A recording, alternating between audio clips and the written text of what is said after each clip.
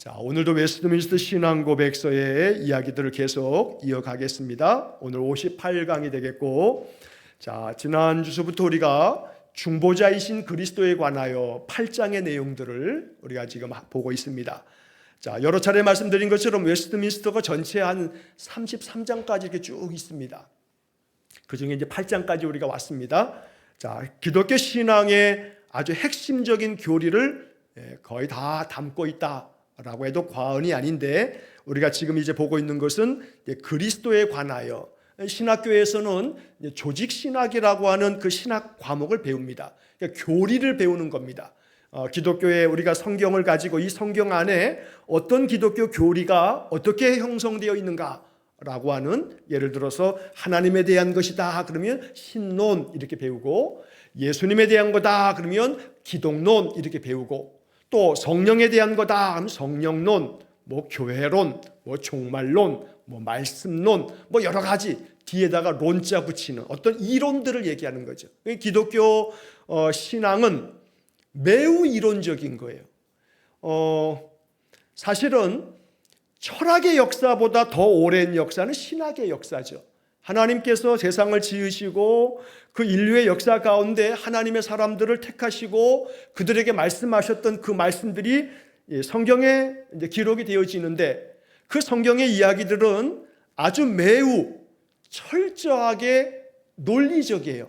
그러니까 기독교 신앙을 무조건 믿어, 그냥 믿으라면 믿어라고 하는 식으로 가면 절대 안 돼요. 기독교는 매우 이성적인 신학의 이 모든 것들이 담겨 있기 때문에 기독교 신앙을 그냥 믿으면 돼라고 하는 식으로 주장하면 안 돼요. 창세기에서부터 요한계시록까지 적혀져 있는 이 성경 66권을 우리가 정경으로 정하고 이 말씀 안에서 하나님의 뜻을 발견하게 되는데, 이 성경 말씀은 우리 인생의 삶에 대한 지침을 가르쳐주는 원리로서 모든 원리가 다 담겨 있다라고 해도 과언이 아니죠. 자, 그래서 이 성경의 말씀을 매우 이성적인 사고로, 성경의 말씀이 왜 이러한가, 베레아 사람들처럼 항상 상고하면, 그러면 이 성경 속에 하나님께서 우리 인생들에게 정하신 그 인생의 삶의 모든 원리가 성경의 말씀에 담겨져 있다. 자, 그렇기 때문에 기독교 이 신학의 내용들을 아주 잘 담고 있는 것이 웨스트민스터 신앙고백서이기 때문에, 이 웨스트민스터 신앙고백서를 우리가 잘 배우면 매우 논리적이 되고 기독교 신앙을 아주 논리정연하게 설명할 수 있는 것들을 배울 수가 있어요. 그래서 여러분, 우리 성도들이 신학교에 가서 신학을 공부할 필요는 없으나, 그러나 웨스트민스터 신앙고백서를 1장부터 마지막 장까지를 각 항목별로 우리가 찬찬히 읽으면서 그 내용을 잘 이해하고 습득하면 충분히 기독교 신앙의 모든 이야기를 다 얘기할 수 있는 그러한 내용을 담고 있다라고 하는 것으로, 그만큼 우리가 이 배우는 이 말씀들이 우리의 신앙의 근간이 될 것이다, 뿌리가 되고 뼈대가 될 것이다 라고 하는 점에서 여러분 한 문장 한 문장을 흡수하는 마음으로 여러분 받으실 수 있기를 간절히 바랍니다. 자, 지난주에 이제 첫 번째 문장들을 쭉 살펴봤는데, 첫 번째 문장을 다시 한번 복습하는 마음으로 좀 보면, 하나님은 영원한 목적을 가지시고 독생자 주 예수를 택하여 하나님과 사람 사이에 중보자가 되게 하시고 동시에 예언자와 제사장과 왕이 되게 하시는 것을 기뻐하셨다. 제가 지난주에 이 첫 번째 문장에서는 주어와 서술어, 주어 동사가 중요하다. 물론 여기서뿐만 아니에요. 항상 성경을 볼 때마다 항상 제가 그 말씀 드렸죠. 주어가 뭐고 동사가 뭐냐, 서술어가 뭐냐, 이것부터 먼저 찾아내라 라고 하는 말씀을 드립니다. 그게 성경을 관찰하는 관찰법 중에 아주 중요한 원리거든요. 자, 여기서도 마찬가지입니다. 하나님은 기뻐하셨다고요. 뭘 기뻐하셨냐면 주 예수님을 택하셔가지고 뭐가 되게 하셨냐면 중보자가 되게 하신 것을 기뻐하셨어요. 하나님은 주 예수님, 성자 하나님이 우리의 중보자가 되신 것을 아주 매우 기뻐하셨어요. 또 하나님께서는 주 예수님께서 예언자가 되고 제사장이 되고 왕이 되게 하신 것을 아주 기뻐하셨다고요. 이 하나님의 기쁨을 이해해야 한다 하는 말씀을 제가 지난주에 드렸는데 다시 한번 이 부분을 강조하여 말씀을 드리는 겁니다. 하나님이 왜 이걸 기뻐하셨나? 이걸 기뻐하신 이유가 있는데 그건 뭐냐면 우리를 사랑하시기 때문에, 우리를 너무너무 우리 인생들을 사랑하셔서 우리 인생들이 자꾸 죄된 길로 하나님 거역하고 그 죄악에 빠져서 멸망으로 나아갈 때 구원할 방법이 없어요. 워낙 하나님 등지고 거역하니까. 그러던 차에 성자 하나님께서 자원하는 마음으로 저 하늘 보좌를 버리시고 세상에 오셔서 십자가의 대속의 죽음으로 그 피값으로 우리를 구원하심으로 그 예수님께서 중보자가 되어주셨다. 하나님 그래서 기쁘신 거예요. 성자 하나님이 친히 중보자가 되어주심으로 하나님과 우리 사이에 그 막힌 담을 허물어뜨리시고 예수님께서 십자가에 죽으시면서 마태복음에 우리가 보게 되면 성소의 휘장이 찢어지죠.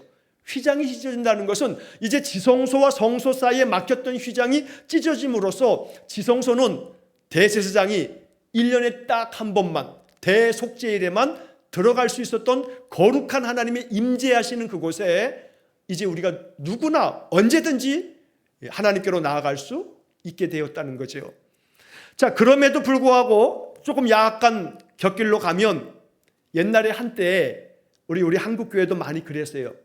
저도 이 통합 측에서 뭐 어려서부터 쫙 자랐는데 통합 측 교회도 옛날에 뭐 거의 대부분 한국 교회가 그랬어요. 소위 말해서 이 강대상은 거룩한 곳이야. 강대상 위에는 올라가는 거는 아무나 올라가면 안 돼. 이렇게 교회에서 가르쳤어요. 그래서 강대상 위에는 장로님만 올라와, 목사와 장로님만 올라오는, 실제로 지금도 그런 교회들이 있습니다. 그래서 이 강대상을 매우 거룩한 곳처럼 지성소라고는 말하지 않지만 그 정도 급으로 생각을 했던 시절이 있었어요. 제가 지금도 기억하는 것은 초등학교 때 아이들하고, 옛날에는 교회가 다 마룻바닥이잖아요. 지금 다 의자지만 다 마룻바닥에 신발 벗고 다 들어가서 막 뛰는데, 예배당 본당에서 뭐 애들이랑 막 놀다가 어떻게 하다가 강대상에는 옛날에는 이렇게 나무 봉으로 이렇게 난간처럼 이렇게 막을 갖다 이렇게 해놨는데, 친구들이랑 어떻게 하다가 막 뭐 술래잡기를 했는지 뭘 했는지 뛰어 올라갔다가, 옛날에는 교회마다 사찰 집사님이 제일 무서웠어요. 사찰 집사님한테 걸려가지고 우리가 꿈밤도 아주 무지하게 아프게 맞고 여기 올라가면 안 된다고 얼마나 야단을 맞았는지, 거기는 무슨 금지기였는지 어렸을 때는 뭐 이해도 안 되지만 무조건 무서운 사찰 집사님 때문에 더 이상 거기 올라가면 걸리면 죽는다 하는 생각밖에 없었어요.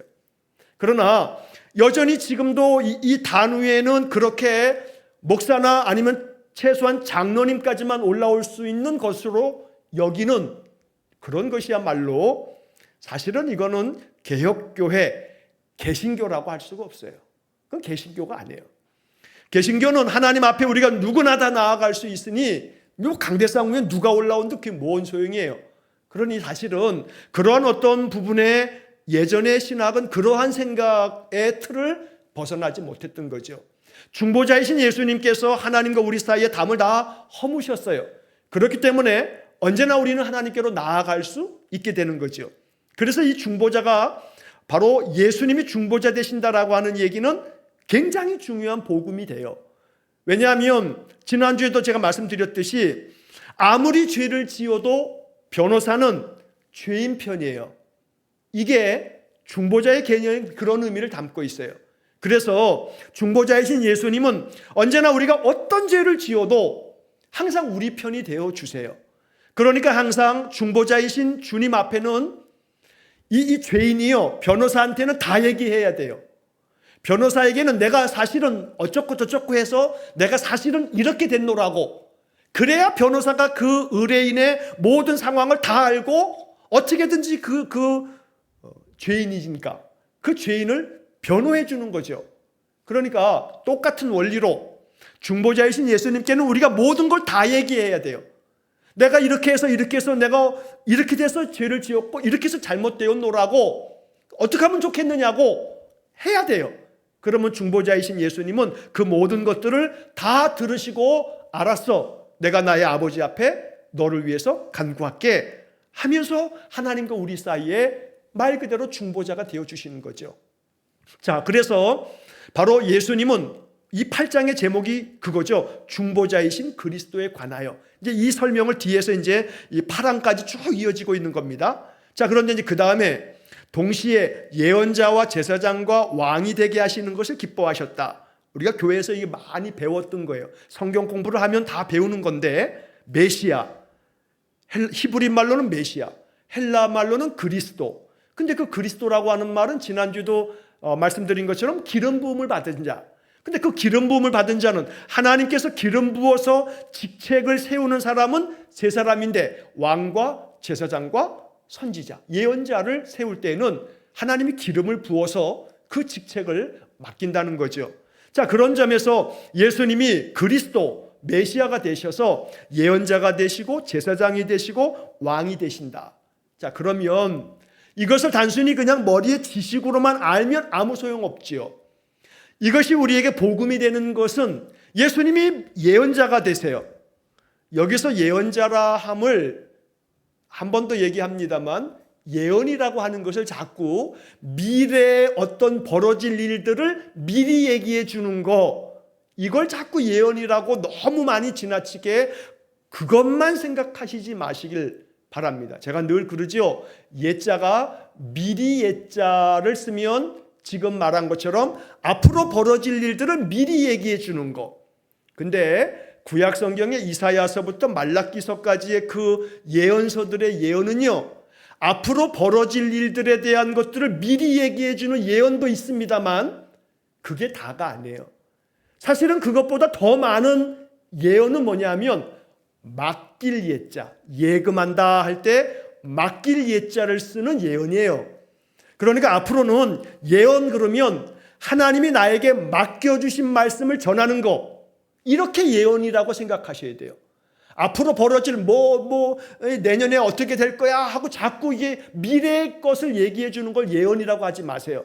가끔씩 어디 기도원 같은 데서 조금 어디 은사 받았다 어쩌다 해가지고 가정재단 차려놓고 예언의 은사가 있네 어쩌네 그딴 소리 그거 하는 사람들, 여러분 그거 마음 자꾸 뺏기면 안 돼요. 아무개가 예언의 은사가 있네 어쩌네 그러면 그거 콧방귀 끼셔야 돼요. 예언을 제대로 배우지도 못하고 알지도 못하면서 어디서 그냥 꼴랑 기도원 원장이 이래가지고 내가 은사를 받았네 그러면 거기에 현혹되면 안 돼요. 맡길 예자로서의 예언이 이사야부터 말라기까지의 선지서의 거의 반 이상은 맡길 예자의 예언을 쓰고 있는 거예요. 그래서 하나님께서 너희들의 이런 불의와 죄악된 것에 대해서 심판하실 거다 라고 하는 하나님의 말씀에 심판의 예언을 하고 계시는 것들이 선지서들의 거의 태반이에요. 거의 다예요. 그러면서 그러나 너희들이 하나님께로 돌아오면 하나님이 너희들을 회복시키실 거다. 이게 예언서예요. 심판과 회복을 말씀하시는 게 예언서의 가장 중심이거든요. 자, 그런 점에서 예수님께서 예언자로 기름 부음을 받으셨어요. 그러면 성자 하나님께서 우리에게 들려주시는 말씀을 받는 거죠. 예수님께로부터 말씀을 받는 거, 이게 우리가 받는 큰 축복이에요. 그러므로 우리가 복음서에서의 예수님의 말씀뿐 아니라 예수님께서 우리 마음에 빛을 비추어 주셔서 우리로 하여금 말씀을 알아듣도록, 깨닫도록, 예전에는 그냥 읽었는데 어느 날 한순간 어떤 구절에 어떤 단어가 내 마음속에 가슴에 사무치도록 와 닿을 때가 있어요. 예언자 그리스도께서 내 마음에 빛을 비추어 주셔서 오늘 이 말씀이 너무나 은혜로운 말씀이 되도록 내 마음에 감동을 주시는 때가 있어요. 예언자 그리스도를 만나시는 거예요. 그러니까 예언자 되신 그리스도를 만나야 말씀의 은혜가 있죠. 말씀의 은혜가 있으셔야 돼요. 말씀이 내 마음속에 막 와 닿아야 돼요. 말씀이 깨달아져야 돼요. 여러분들이 성경을 읽으실 때, 성경을 통독하실 때, 성경을 묵상하실 때, 성경을 한 구절씩 한 구절씩 필사하실 때 이 말씀들이 막 내 마음속에 막 은혜롭게 다가와진다면 여러분들은 그때 이렇게 깨달으셔야 돼요. 예언자 되신 그리스도께서 내 마음속에 말씀의 은혜를 주고 계시는구나 라고 말이죠. 그래서 예언자 그리스도는 항상 우리에게 하나님의 말씀을 대언하시는 거예요. 여러분, 대언이라고 하는 말을, 그래서 예전에 이제 장로님들이 기도하시면 목사님께서 하나님의 말씀을 대언하실 때 그 말씀에 은혜가 있게 해주시고, 옛날 장로님들이 그렇게 많이 기도하셨거든요. 그 대언이라고 하는 것은 대신 말하는 거지요. 그래서 하나님께서 그리스도를 통해서 우리에게 말씀하시는 그 말씀들이 목사의 설교를 통해서도 대언, 대신 말해질 때 하나님의 말씀으로 듣는, 그래서 바울이 데살로니가 교인들한테 감사하는 이유가, 데살로니가 교인들은 내가 말할 때 사람의 말로 받지 아니하고 하나님의 말씀으로 받았다, 이렇게 칭찬한다는 거죠. 그러니까 하나님의 말씀을 늘 내 마음 가운데 내게 주시는 말씀으로 받아 그 말씀에 은혜가 되어지면 우리는 누구를 만났다 할 수 있냐면, 예언자 대신 그리스도를 내가 만났다. 그리스도 예수님이 예언자가 돼서 내 마음에 말씀의 은혜를 주고 계신다. 여러분, 그렇게 고백하시는 겁니다. 자, 그런데 그 다음에 이제 제사장과, 그래서 제사장, 예수님은 제사장이 되어 이 땅에 오셨거든요. 제사장은 말 그대로 온 이스라엘 백성들의 그 죄를 희생 제물과 함께 그 제물을 바치면서 하나님 앞에 속죄 제사를 드리는 이들이 제사장이죠. 그러니까 우리를 위해서 속죄 예배를 드려 주었던 그 제사장, 예수님께서 대제사장이 되셔서 우리를 위해서 우리의 모든 죄가를 다 짊어지시고 당신이 희생 제물이 되셔서 십자가에 죽으시는 그런 거룩한 제사장이 되어 주셨어요. 제사장이라 하면 하나님 앞에서 우리의 모든 것들을 대신하여 예배하며 하나님 앞에 우리의 모든 죄과를 다 아뢰어 우리의 모든 죄물들을 다 주 앞에 올려드리는, 하나님께 올려드리는 그러한 역할을 감당했는데, 제사장이신 예수 그리스도께 우리는 이렇게 기도할 수 있어요. 주님, 나를 거룩한 산 제물로 드립니다. 대제사장이신 예수님께서 나를 제물 삼으사 하나님 앞에 나를 드려주십시오. 그래서 내가 제사장 되신 예수 그리스도, 대제사장이신 주님 앞으로 나와 나의 모든 것들을 주님 앞에 맡겨드립니다. 그러니까 제사장이신 그리스도를 생각하실 때마다 여러분 뭘 생각하시면 되냐면, 내 것을 다 맡겨드린다 라고 하는 개념 하나를 좀 생각하시면 좋겠습니다. 이스라엘 백성들은 뭐 소나 양이나 염소나 집비둘기나 산비둘기나 뭐 곡식들의 가루들을 가지고 와서 제사장에게 제물을 맡깁니다. 그러면 제물을 제사장이 가지고 나아가서 이것을 하나님 앞에 번제로 드리고 거제로 드리고 또 여러 제사에 하나님 명하신 법대로 하나님께 제물을 올려 바칩니다. 그러니까 로마서 12장에 말씀한 것처럼 우리가 하나님 앞에서 거룩한 산 제물이 되어질 때 항상 나를 주님 앞에 맡겨드립니다. 내 것을 주님 앞에 다 내어드립니다. 그러니 주님, 나를 하나님께로 올려드리셔서 하나님이 나를 산 제물로 받으시고 내게 하늘의 은혜를 내려주십시오. 특별히 제사장은 이스라엘 백성들의 그 모든 제물들을 하나님께 올려드리는 예배를 집례하는 역할뿐만 아니라 동시에 이스라엘 백성들에게 축복하는 그런 특권을 가지고 있는 이들이 제사장입니다. 그래서 민수기의 6장에 나오는 제사장의 그 축복 기도문처럼 하나님께서는 제사장들을 통해서 이스라엘 백성들을 축복하게끔 만들어 주신 거죠.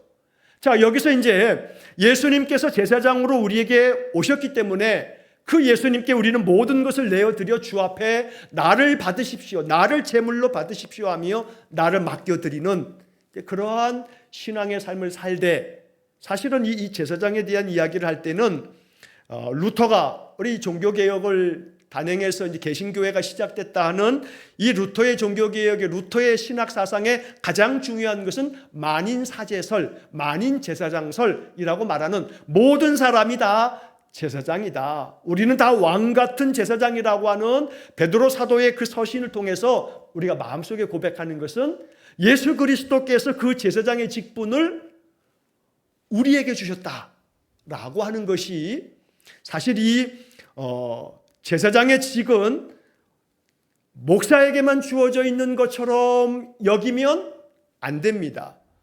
제사장 직은 모든 성도들에게 주어진 하나님의 뜻이요 명령이다 라는 마음으로 받을 수 있어야 됩니다. 물론 그 앞에 있는 예언자도 역시 마찬가지입니다. 예언자든 제사장이든 왕이든 이 세 가지의 그리스도의 직책은 예수님께서 그렇게 우리에게 오셨다는 것이고, 동시에 이 세 가지의 직책은 우리에게 맡기신 사명이기도 하다라고 하는 것으로 이 말씀을 여러분 이해하시는 것이 필요합니다.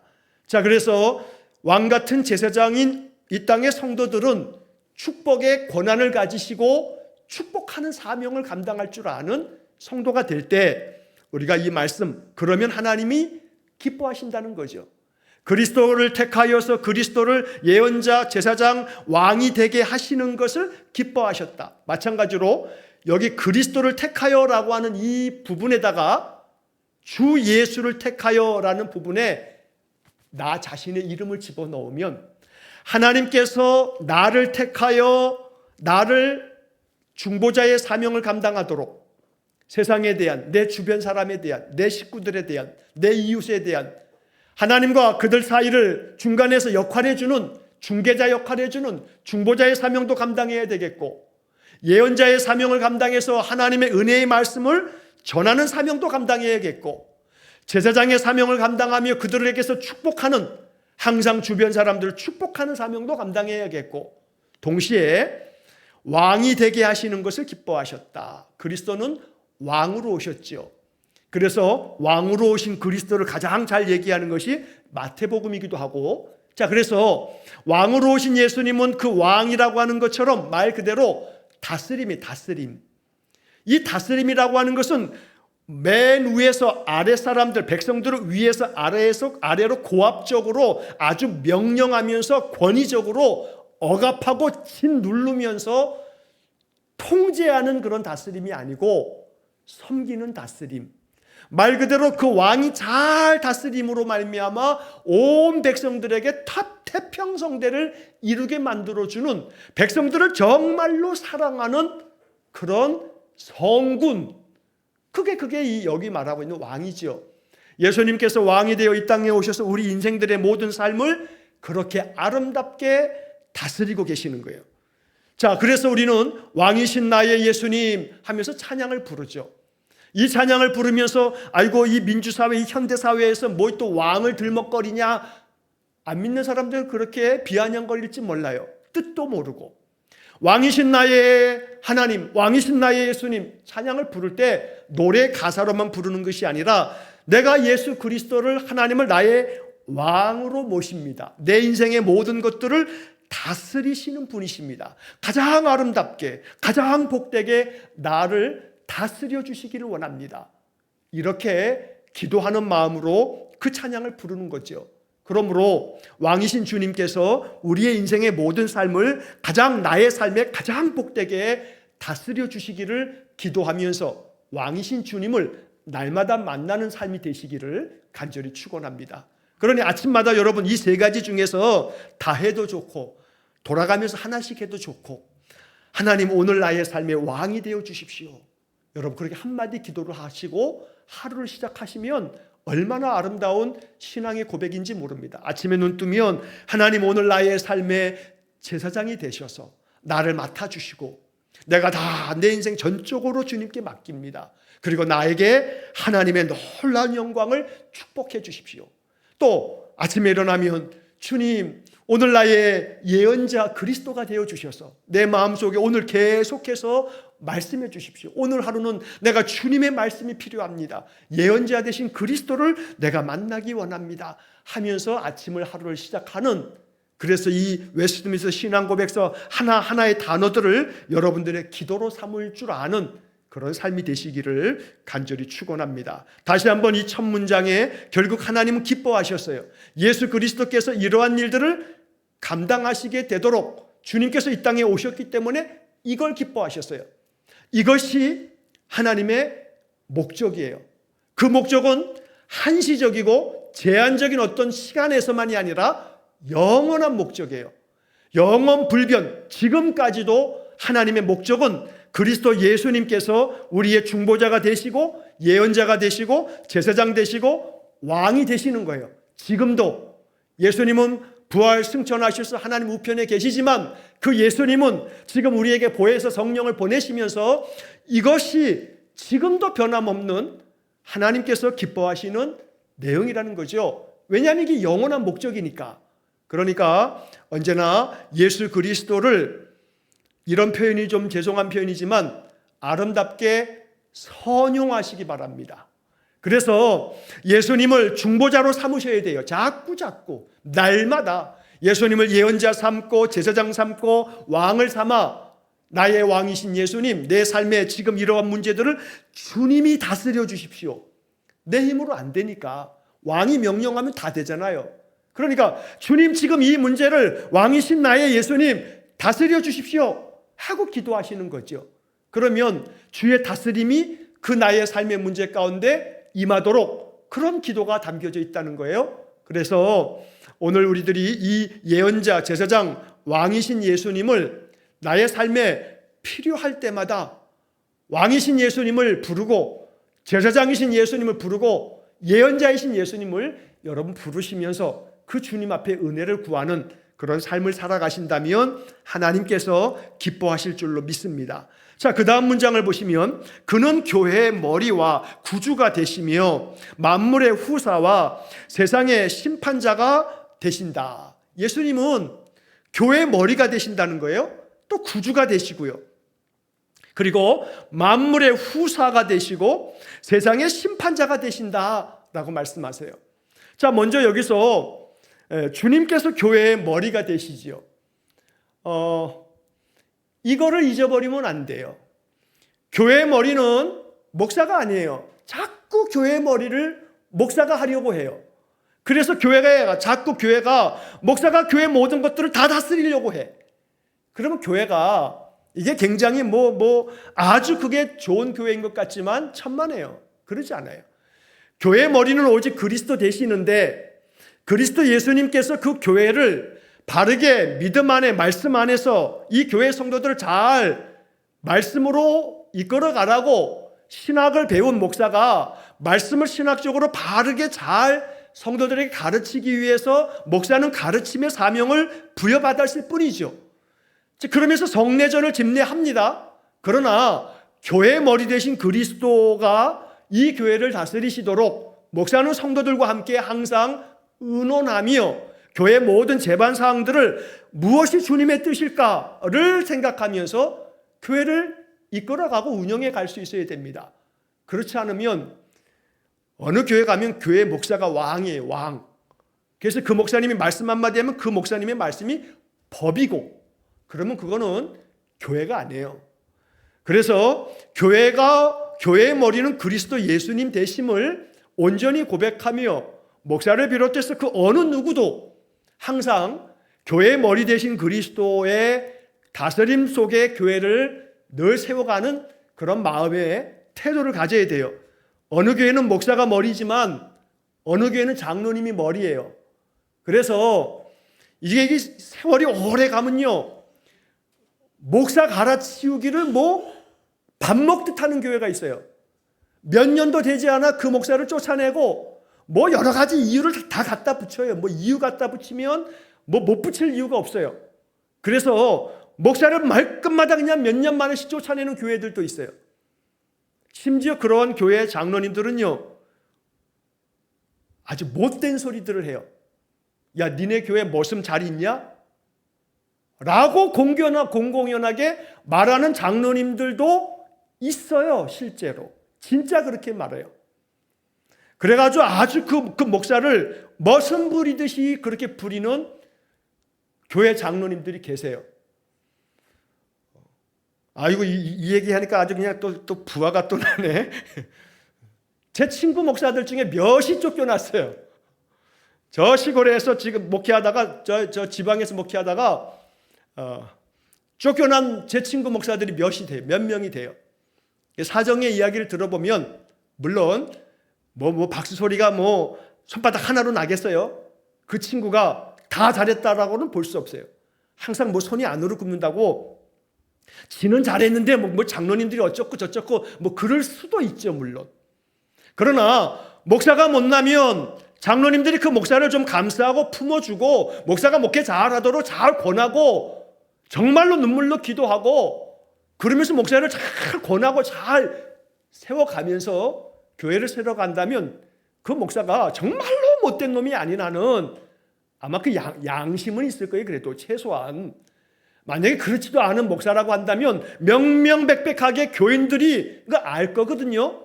그러면 그건 내보내야죠. 그런 양심도 없는 인간들은요, 내보내야 돼요. 그런 목사가 없다고 말할 수는 없어요. 그러나 목사가 좀 모자란 부분이 있으면 장로님들이 그 목사를 잘 보듬고 세워갈 수 있도록 하는 것도 아주 덕이 높은 장로님들이 교회를 세우는 방식이죠. 교회는 그 목사의 분량, 이 분량이 어떠하든 간에 교회의 성도들이 그 목사를 잘 세워가면 그 목사가 잘 목양을 해나갈 수가 있습니다. 그러나 세월이 가면서 이제 목사님이 뭐 한 번 바뀌고 두 번 바뀌고 그러면서 이제 장로님들은 계속 계시고 그러면 이 목사들 갈아치우기를 아주 뭐보다 밥 먹듯 하는 그런 교회들도 실제로 있어요. 많이 있어요. 그래서 교회의 머리됨이 정말로 그리스도임을 고백하는 그런 교회가 절대로 오늘 우리 시대에 더욱더 필요합니다. 그래서 여러분 이 말씀을 읽으면서 예수님께서 교회의 머리 되신가라고 하는 부분에 있어서 이것은 단순히 그렇다고 그래 라고 하는 게 아니라 항상 여러분 기도하실 때 우리 교회도 항상 목사님이 교회의 머리 되시는 그리스도를 온전히 따르고 또 그리스도 예수님에 따라 교회를 잘 성도들과 함께 합력하여 이 교회를 세워가도록 하나님 기도합니다 하고 여러분 기도하셔야 돼요.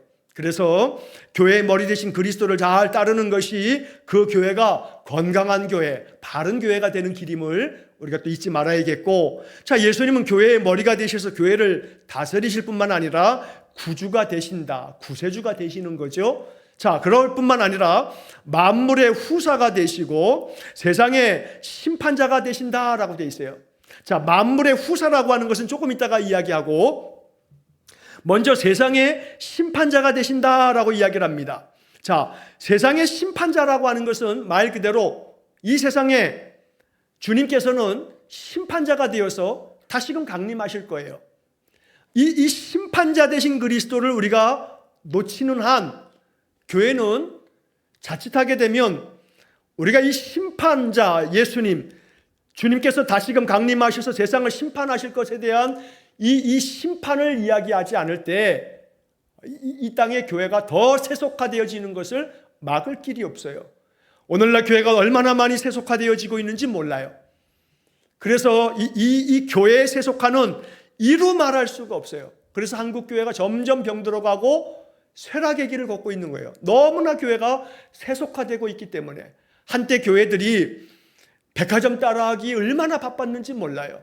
백화점들이 지금은 안 그럽니다만 옛날에는 뭐 백화점마다 그냥 차들을 갖다가 뭐 몇십 대씩 다 세워두고 지역마다 다 셔틀 돌려가지고 동네 상권들 다 그냥 동네 가게들 싹 손님들 다 태워다가 무료 셔틀 운영하고 그러는 것을 누가 배워왔냐면 한국교회 대형교회들이 배워왔어요.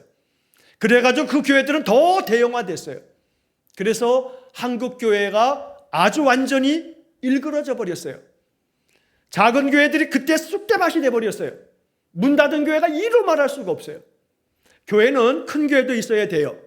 그러나 분명히 또 작은 교회도 있어야 돼요. 가정 안에 큰 솥단지만 있는 가정이 있습니까? 솥단지가 필요하죠. 그러나 작은 공기도 필요하고요. 조그만 종지도 필요하고요. 다 필요한 거예요. 마찬가지로 세상의 교회들은 큰 교회도 분명히 있어야 돼요. 그러나 작고 건강한 교회들도 세상에 많이 존재해야 돼요. 그러므로 주님께서 세상의 심판자 되어지심을 교회가 먼저 알아야 돼요. 그럴 때 교회가 더욱더 이 땅에서 빛된 사명 잘 감당할 수 있죠. 세상에 구원의 방주가 되게 해달라 하지만 구원의 방주가 아니라 교회 들어가면 오히려 망해. 사람들이 완전히 배려버려. 그러면 그 교회가 뭐 구원의 방주라고 말할 수 있겠습니까? 그러므로 세상의 심판자가 되신다라고 하는 이 이야기 앞에서 우리가 참 조심스럽게 그러나 뼈아픈 마음으로 들어야 될 것은 세상의 심판자는 고사하고요, 주님은 먼저 교회의 심판자가 될 거예요. 교회의 심판자가 될 거예요.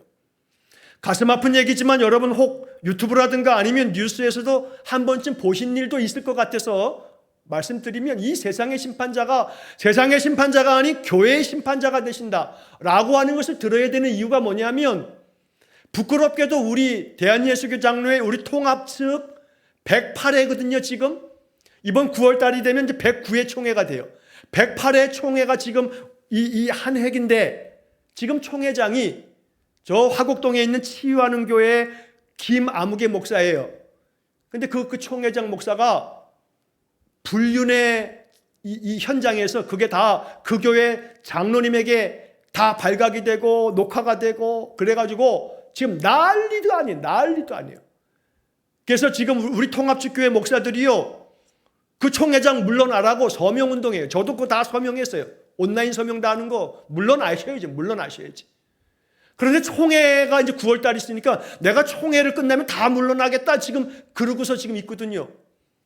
그래서 지금 우리 통합측 교단이 지금 이게 지금 109회 총회가 지금 총회를 할 수 있을까 없을까가 문제가 될 만큼 지금 그 지경이 됐어요. 현재 상황이에요. 지금 총회장이 말이에요. 총회장이. 자, 이만큼 심판자가 예수님이 심판자 되신다라고 하는 것은 세상의 심판자 이전에 교회의 심판자가 되셔요. 교회의 심판자. 그러므로 두렵고 떨리는 마음으로, 물론 여기에는 뭐 예외는 없어요. 뭐 전들 뭐 예외이겠어요? 심판자이신 주님 앞에서 저라고 한들 배겨낼 재간이 있겠어요? 그러므로 돌아봐야죠. 양심의 거리낌이 있을 때 하나님 앞에 회개하고 하나님 앞에서 더욱더 진실되고 참되고, 그래서 교회가 교회의 본질을 잘 감당해 갈 수 있도록, 또 성도는 성도답게 예수 믿는 사람답게 그리스도인의 그 정체성을 잃어버리지 말고 그렇게 살아가는, 교회에서는 얼마나 예수 잘 믿는 사람인지 몰라요. 그러나 교회 바깥만 가고 세상의 직장만 가면 이 사람은 또 다른 두 얼굴을 갖고 살아요. 세상만 가면, 직장에만 가면 가면 쓰고 살아요. 가면 쓰고 살아. 직장에 가면 이 사람이 권사님인지 집사님인지 몰라. 수년이 지나도 그걸 모르고 있다가 언제 드디어 알았대. 그래서 사람들이 깜짝 놀랐대요. 그러면 정말 그 아픈 마음으로 이 심판자이신 예수님을 마음에 깊이 묵상할 수 있어야 합니다. 세상의 심판자가 되신다? 아니요, 교회의 심판자가 되실 거예요. 그래서 오늘날 이 땅에 주님께서 오신다면 주님을 맞이할 교회가 있을까 하는 마음도 가져봐요. 주님을 맞이할 교회가 있을까?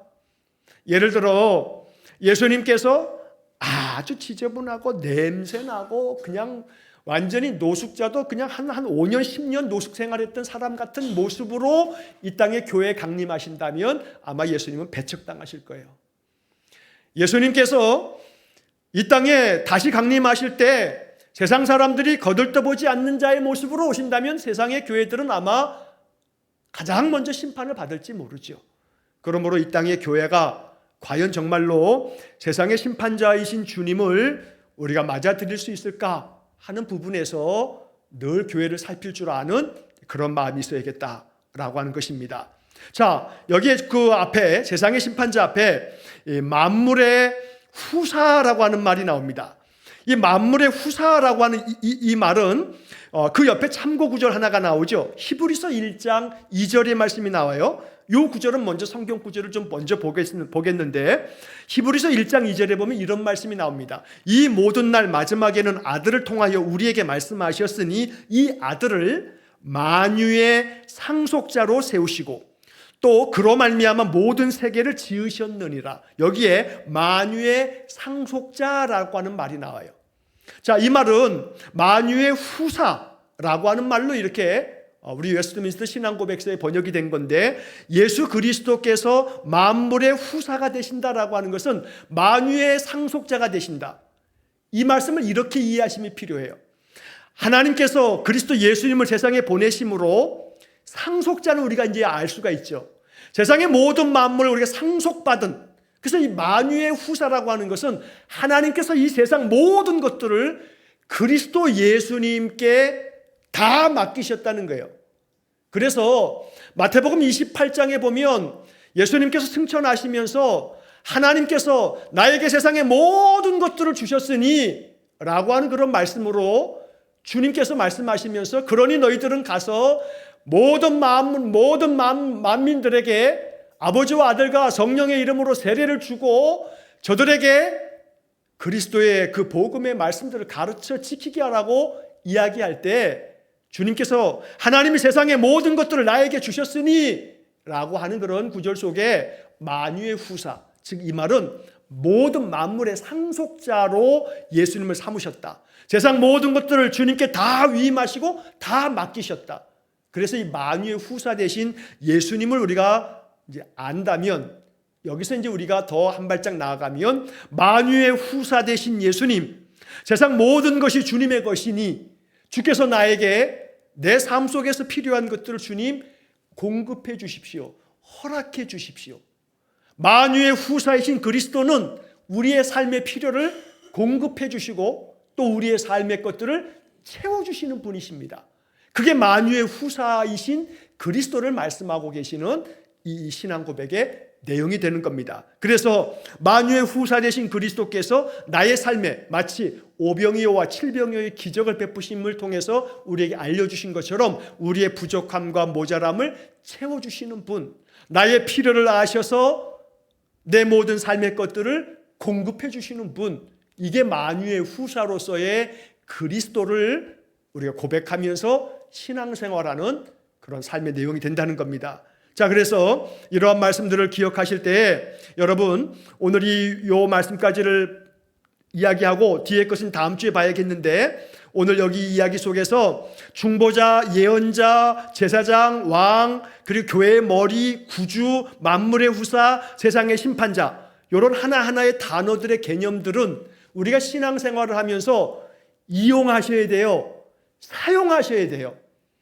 이건 머리의 지식으로서만 남는 문제가 아니에요. 이건 나의 삶 속에서 사용해야 할 부분이라는 것을 이걸 아셔야 돼요. 그래서 만유의 후사 되신 주님, 세상 모든 것이 주의 것이니 주님, 내가 지금 나의 삶에 이러한 것들이 필요합니다. 그러니 내게 이러한 것들을 공급해 주십시오 하면서 만유의 후사 되신 그리스도, 만물의 상속자 되신 주님, 이렇게 이 성경의 이야기들을 여러분 고백하면서 기도해 보십시오.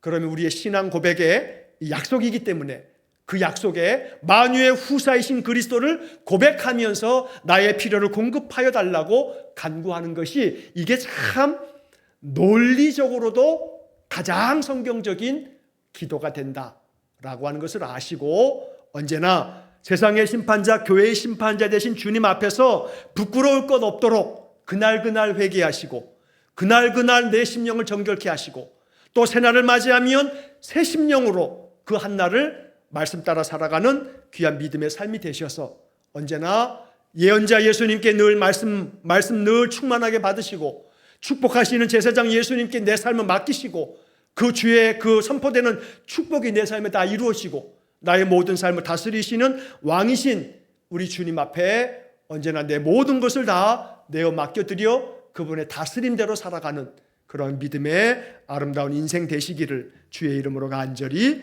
축원합니다. 기도하겠습니다. 자비로우신 하나님, 말씀들이 우리의 마음속에 깊이 새겨질 뿐 아니라 나의 삶 속에 이 말씀이 이루어지는 은혜가 있기를 원합니다. 그리하여 중보자이신 그리스도를 배우는 이 웨스트민스터 신앙고백서의 단어 하나하나가 마음 가운데 더 깊이 와 닿아 이것이 나의 기도 생활 중에, 이것이 나의 일상생활 중에 날마다 사용되어져야 할 신앙의 영역이요 삶의 영역이 되도록 은혜를 내려 주옵소서. 그리하여 우리의 삶이 더욱더 풍성해지고 우리의 신앙이 더욱더 깊어지는 은혜를 내려 주옵소서.